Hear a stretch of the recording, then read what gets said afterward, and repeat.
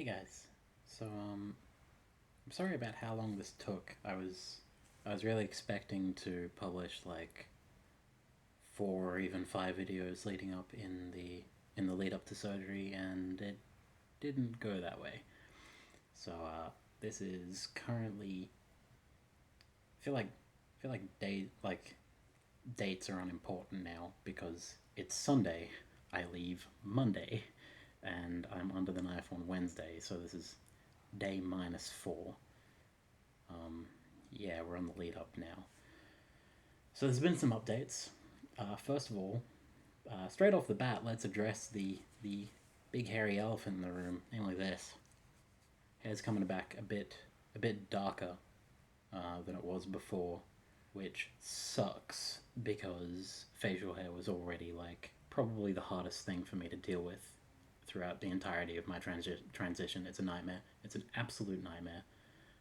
If you're not lucky, it's even more of a nightmare. Like it's a nightmare even if you're lucky, and I wasn't. I've been through like 16 or 17 sessions with laser, and maybe 20 sessions with electrolysis, and this is what you're looking at. Um, I don't I don't feel like I can give advice on that because my experience has been so different from everyone else's. Everyone else I've known has just gone to laser and gotten it and then been fine, and they've been like smooth faced, and I'm like, what the fuck? what what magical unicorn lasers they shooting into your face, because they're not what I'm getting. But I guess temper your expectations.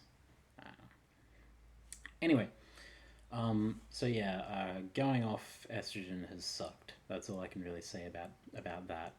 It just sucks, and that's it. Expect what you probably expect.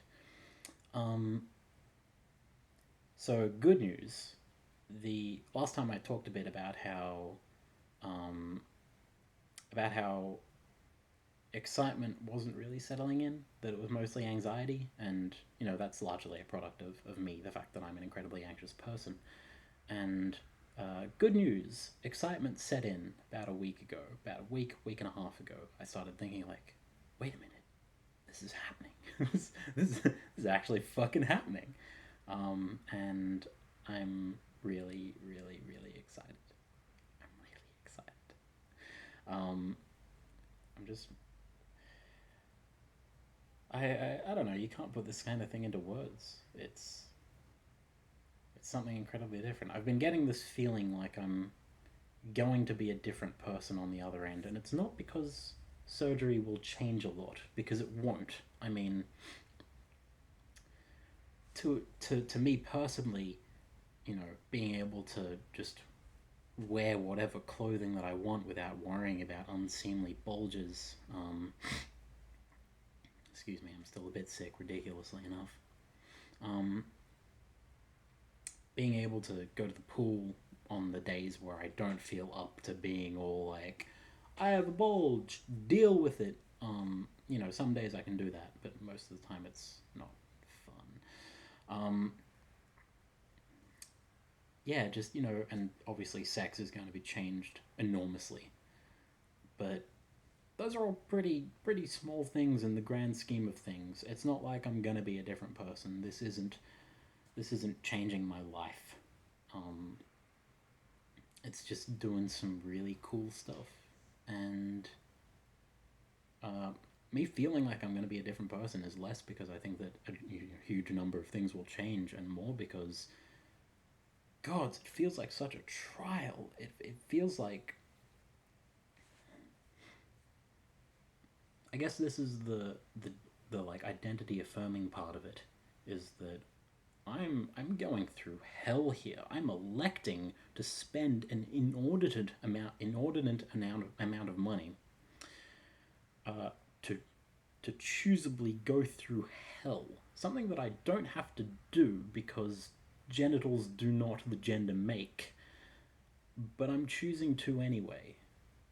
And I'm giving up a lot for it. I'm giving up like a bit of appearance, because as I mentioned last video, I really like how I appear genital wise. Like I think I look good, but I don't look like me.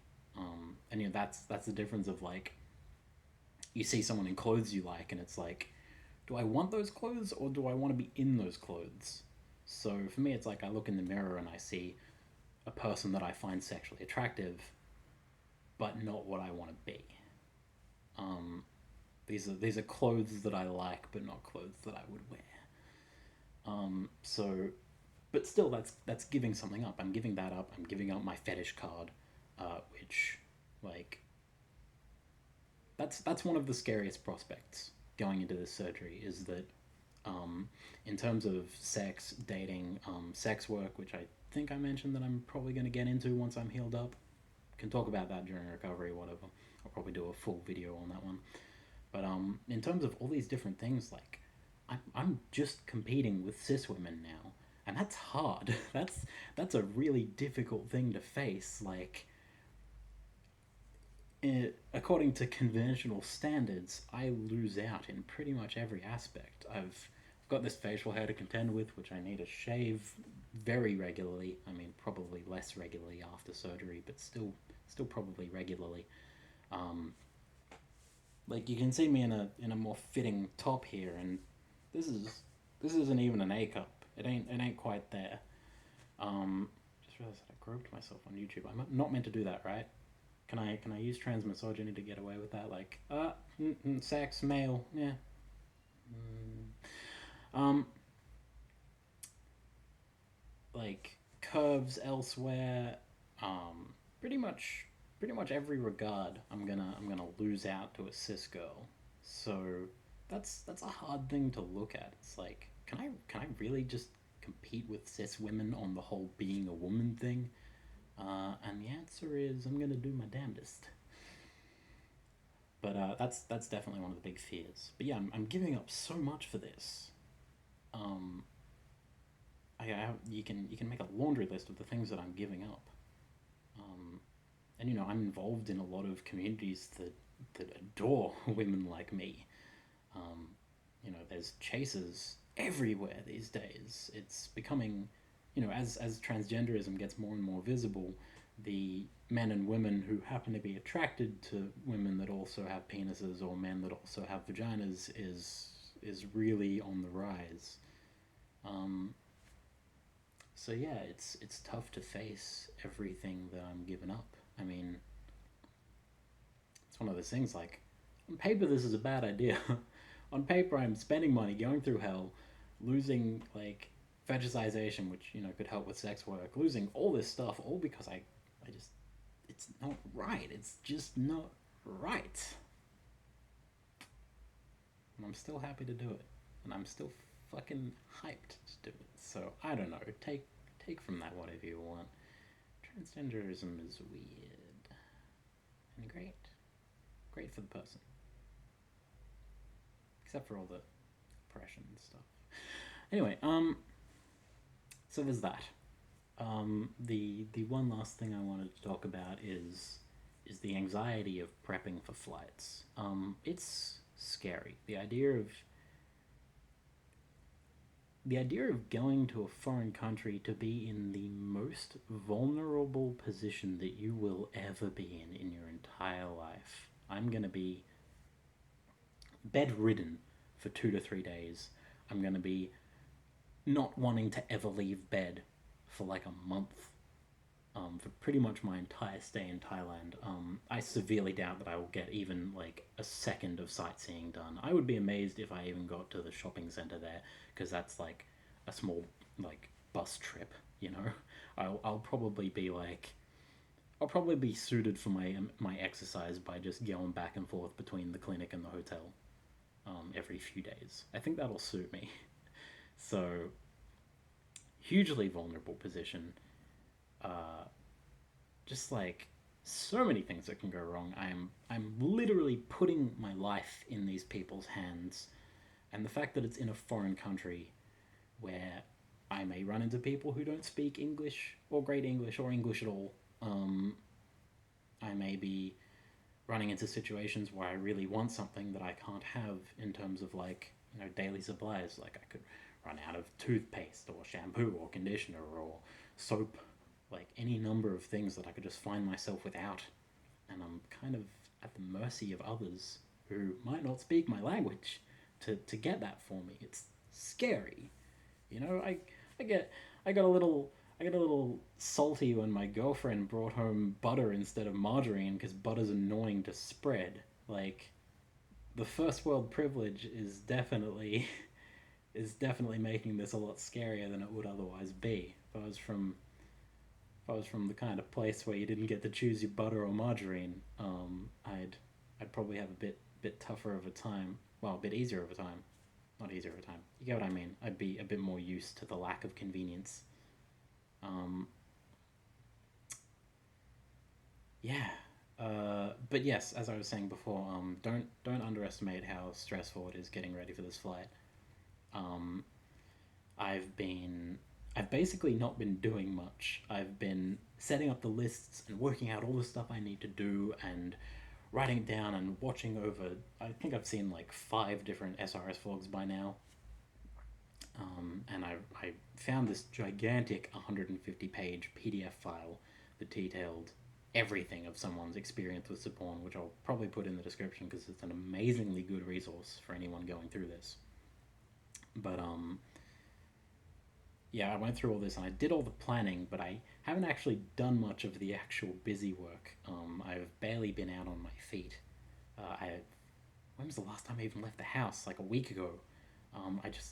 I'm overwhelmed with stress. I'm just sitting here like I've been playing idle games. I can't tell you how much I hate idle games, but it is the one thing that I can just set my mind onto and distract myself enough to not just sit here thinking like go to Thailand, go to Thailand. I gotta go to Thailand. I gotta get my stuff together. I gotta do everything.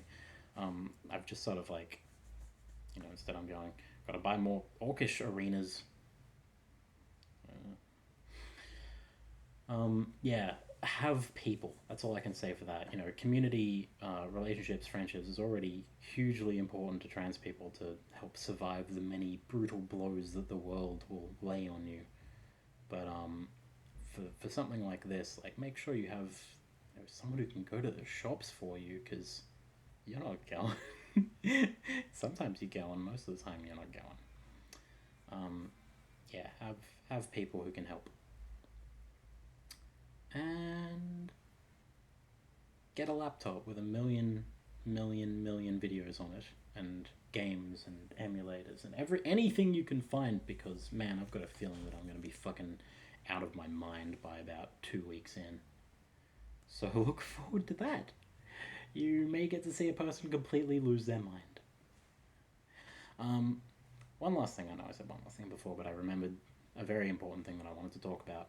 Um, Last time I talked a little bit about how I'm feeling not doubt, but something similar. I can't find a word for it. It's not doubt, it's not questioning, it's just this sense of losing something. Um, and other people that I've talked to have corroborated this. It's like there's a lot of talk about trans women, what's the word? Regretting their surgery. Just like they mutilated themselves, and every trans person is sitting there like that happens to like one in a fucking thousand of us, right? And that most of the people who regret their surgery end up regretting only the surgery, not the transition part. um Excuse me, my screen went blue. That probably screwed with my lighting. um yeah, it's like the whole like I regret everything. I'm a man all along. Like that doesn't happen. That just doesn't fucking happen. Um, so it's tough to come to terms with the fact that I am having something that feels similar to doubt. It isn't, but it feels similar. Um, and as a rational person, I know that I need to face this doubt. I know that I need to acknowledge it because even though the odds of it being incredibly small as actual doubt, it's still an important thing for me to face and work out and unpack.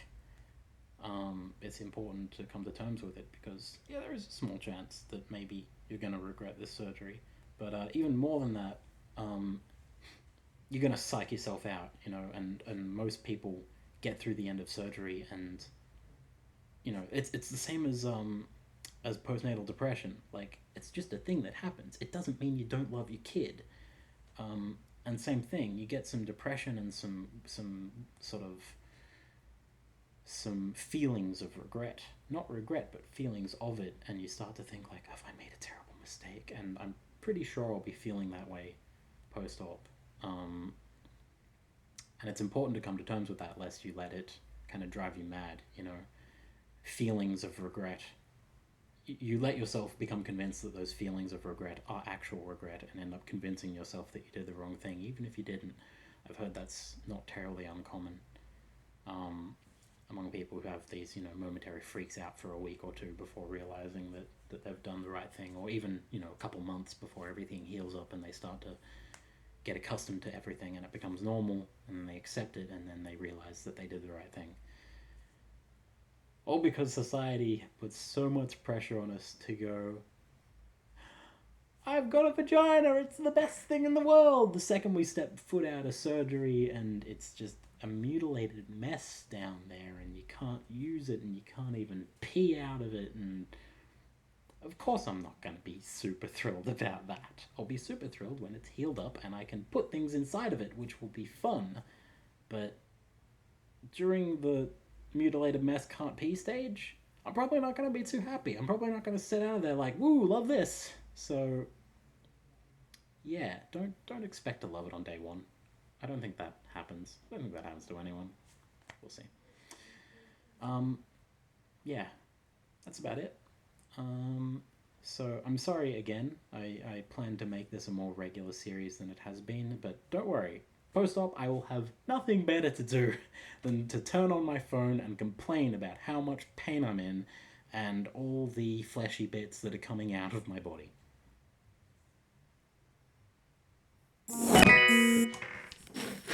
Couldn't have planned that better.